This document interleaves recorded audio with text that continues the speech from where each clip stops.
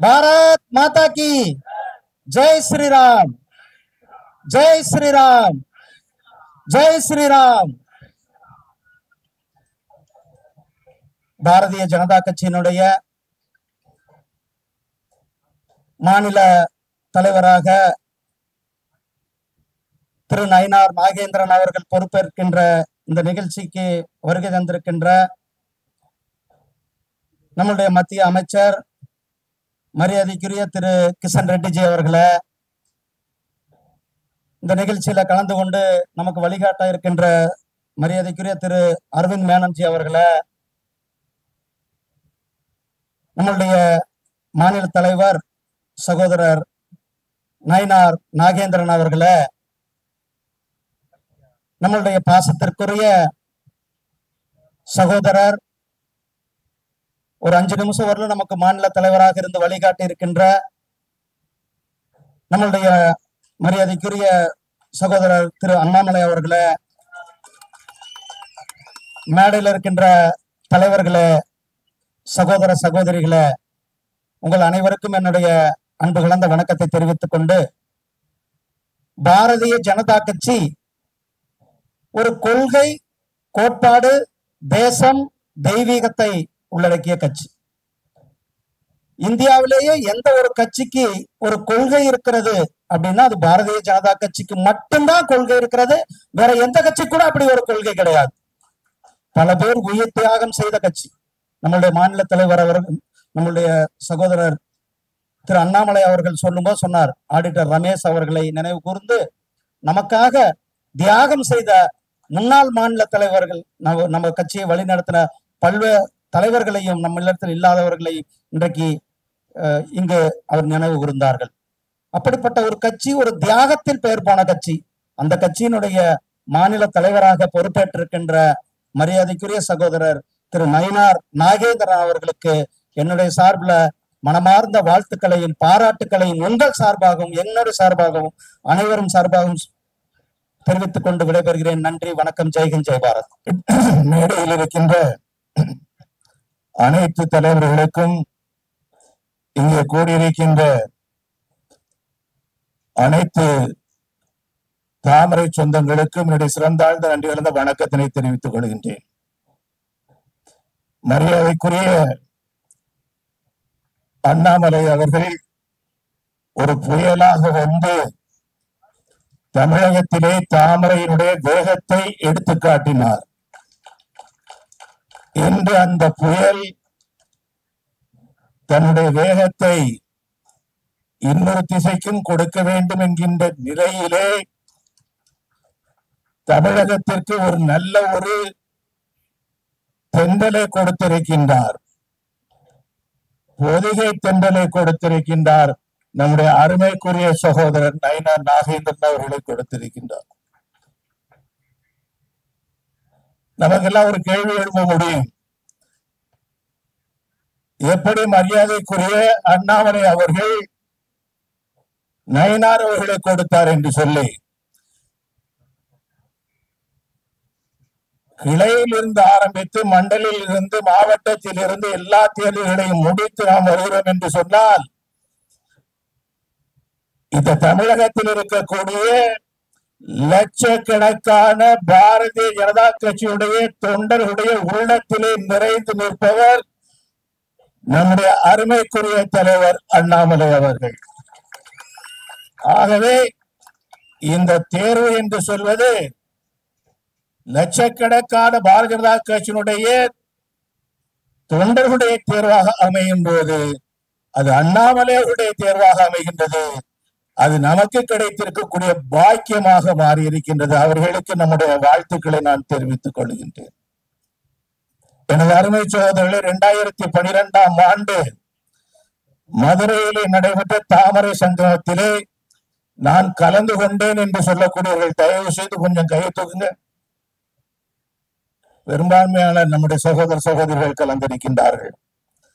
2012ஆம் ஆண்டு மே மாதம் தாமரை சங்கமத்திலே நாம் எடுத்த உறுதிமொழி, அந்த தாமரை சங்கத்துடைய நோக்கம் மத்தியிலும் மாநிலத்திலும் பாரதிய ஜனதா கட்சியுடைய தாமரை ஆட்சி மலர்ந்திட தாமரை சங்கமம். அன்னைக்கு அதுதான் நாம கொண்டாடணும். அந்த தாமரை சங்கமம் நிகழ்ச்சியிலே ஒரு உறுதிமொழியை நாம் எடுத்தோம். 2014 ஆண்டு வரக்கூடிய பாராளுமன்ற தேர்தலிலே பாரதிய ஜனதா கட்சி மீண்டும் வெற்றி பெற்று முதல் முறையாக நம்முடைய அருமைக்குரிய தலைவர் நரேந்திர மோடிஜி அவர்கள் பிரதமராக வர வேண்டும் என்கின்ற உறுதிமொழியை எடுத்தோம்.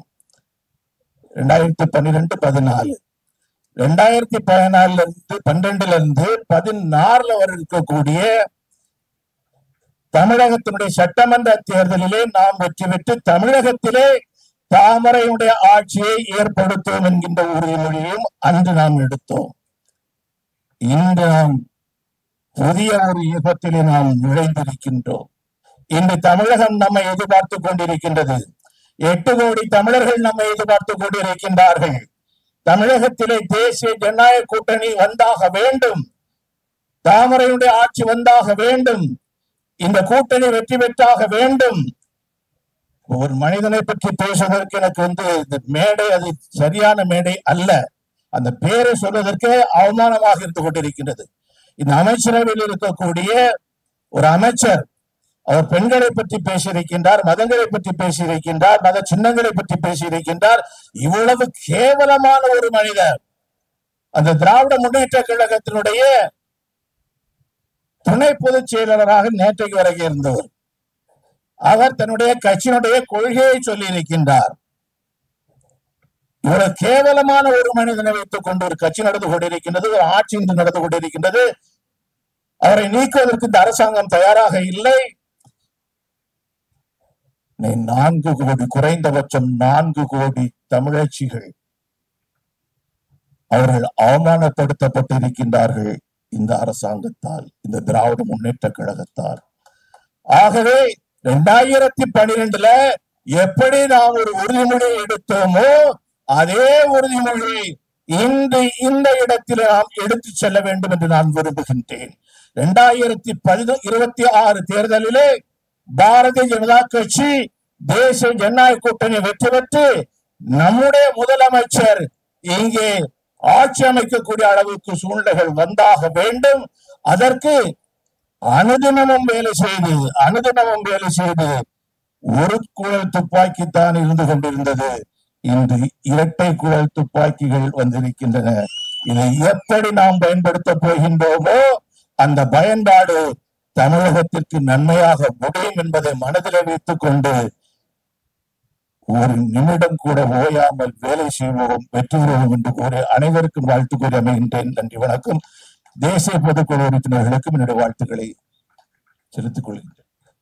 திரு அரவிந்த் மேனன் அவர்களே, இணை பொறுப்பாளர் எவர் ரெடி சுதாகர் ரெட்டி அவர்களே, முன்னாள் மாநில தலைவரும் மிக துடிப்பாக தமிழக பாரதிய ஜனதா கட்சியை 4 ஆண்டுகள் நடத்தியவருமான அருமை சகோதரர் திரு அண்ணாமலை அவர்களே, முன்னாள் மாநில தலைவர் மத்திய அமைச்சர் திரு எல் முருகன் அவர்களே, முன்னாள் மாநில தலைவர் முன்னாள் மத்திய அமைச்சர் திரு பொன் ராதாகிருஷ்ணன் அவர்களே, முன்னாள் மாநில தலைவர் முன்னாள் ஆளுநர் சகோதரி டாக்டர் தமிழிசை சவுந்தரராஜன் அவர்களே, மகர் அணியுடைய தேசிய தலைவி திருமதி வானதி சீனிவாசன் அவர்களே மற்றும் மேடையில் இருக்கின்ற பாரதிய ஜனதா கட்சியின் முன்னோடிகளே, சகோதரர்களே, சகோதரிகளே,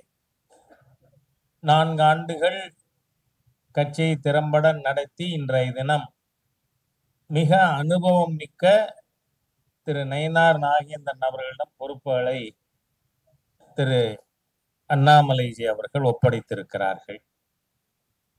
25 ஆண்டுகளுக்கு மேலாக என்னோடு தனிப்பட்ட முறையிலே நண்பராக இருந்து நான் சட்டமன்ற உறுப்பினராக இருந்த காலகட்டத்திலே தொழில்துறை அமைச்சராக மேடம் ஜெயலலிதா அவர்களுடைய மந்திரி சபையில இருந்து பணியாற்றிய அரசியலிலே நீண்ட அனுபவம் கொண்ட திரு நயினார் நாகேந்திரன் அவர்கள் இன்றைய தினம் மாநில தலைவராக பொறுப்பேற்று இருக்கிறார்கள். அவர்களுக்கு என்னுடைய மனமார்ந்த வாழ்த்துக்களை முதல்ல தெரிவித்துக் கொள்கிறேன். இது ஒரு அதிசயமான பார்ட்டி. பிஜேபி சொன்னா it is a party with difference.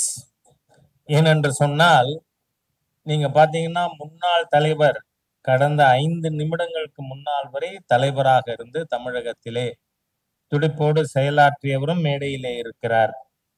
இப்பொழுது பொறுப்பெடுத்த அனுபவம் மிக்க தலைவர் திரு நயினார் நாகேந்திரன் அவர்களும் இப்பொழுது ஒன்றாக இணைந்து தமிழகத்திலே பாரதிய ஜனதா கட்சி வெற்றியின் இலக்கை நோக்கி இட்டு செல்ல காத்திருக்கிறார்கள். நீங்க பார்த்தா இது பிஜேபியில மட்டும்தான் நடக்கும். நீண்ட காலம் ஆகிவிட்ட காரணத்தால் உங்களுக்கு நினைவுபடுத்தும் முகமாக சொல்லுகிறேன். 89க்கு முன்பாக நம்முடைய நிலை என்ன? நாம் இருவர் நமக்கு இருவர் என்று நம்முடைய தேசிய தலைவர்கள் அத்வானி வாஜ்பாய் அவர்களை பரிகாசம் செய்கின்ற அளவிற்கு 2 எம்பிக்கள் மட்டுமே இருந்த கட்சி என்று நம்மை அழைத்ததுண்டு. ஆனால் அதை 86 உறுப்பினர்களாக வளரச் செய்ததிலே பாரத பெருந்தலைவர் திரு அத்வானி அவர்களுக்கு மிகப்பெரிய பங்குண்டு.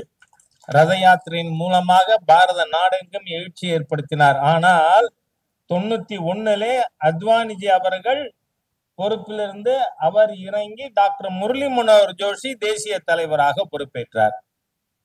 அப்படின்னா இத்தனை நாள் அத்வானிஜி வேலை பார்த்தாரே, அப்படியெல்லாம் யாரும் பேசல. இதுல என்னன்னு சொன்னா, நமக்கு இது பதவி அல்ல. போஸ்ட்னு சொன்னா it cannot be shared. It is responsibility. Responsibility can be shared. அதனால திரு அண்ணாமலை அவர்களை தொடர்ந்து அண்ணாமலை அவர்களே சொன்னது போல ரிலே ரேஸ், அந்த ரிலே ரேஸ்ல இதுவரை அந்த இதை கொண்டு வந்து பேட்டனை இன்னைக்கு அவர் திரு நயினார் நாகேந்திரன் அவரிடம் ஒப்படைத்திருக்கிறார்கள். ஆகவே இதை நாம் இங்கிருந்து மேலே எடுத்து செல்ல வேண்டும். நேற்றைய தினம் நல்ல நாள், பங்குனி உத்தரம். பங்குனி உத்தர தினத்தன்று தேசிய ஜனநாயக கூட்டணி தமிழகத்திலே கட்டமைக்கப்பட்டிருக்கிறது புதிதாக. இன்னைக்கு நம்மோட குறிக்கோள் என்ன?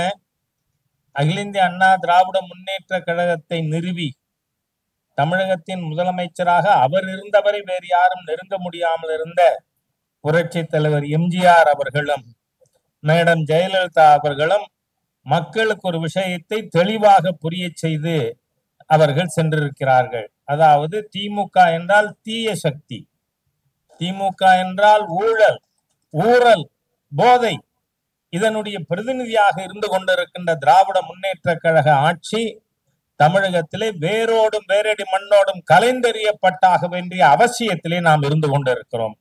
அடுத்த தலைமுறை காப்பாற்றப்பட வேண்டுமானால் திராவிட முன்னேற்ற கழகத்தின் ஆட்சி தமிழகத்திலே வேறறுக்கப்பட வேண்டும். ஏனென்றால் இந்தியாவிலேயே மிகப்பெரிய போதை மாநிலமாக இருந்தது அனைவருக்கும் தெரியும், பஞ்சாப். ஆனால் இன்னைக்கு இந்தியாவிலேயே மிகப்பெரிய போதை மாநிலம் எது? தமிழ்நாடு.